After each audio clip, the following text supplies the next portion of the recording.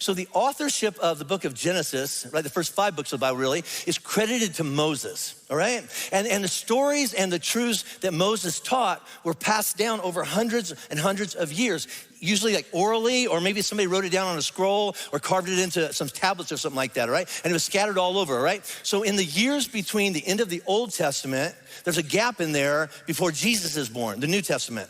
Most of the Jewish scholars and writers and theologians, they had been taken captive. Babylon had come in and invaded and taken them all captive back to Babylon as slaves.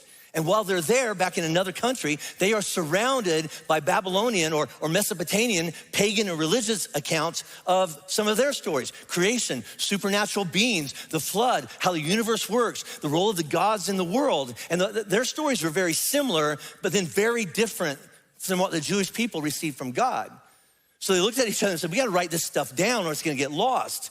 And they began to write down and organize what would become known as their Bible. The Jewish people call it the Torah, right? The Jewish scriptures, and it makes up about the first 2/3 of the Bible that we're studying here today.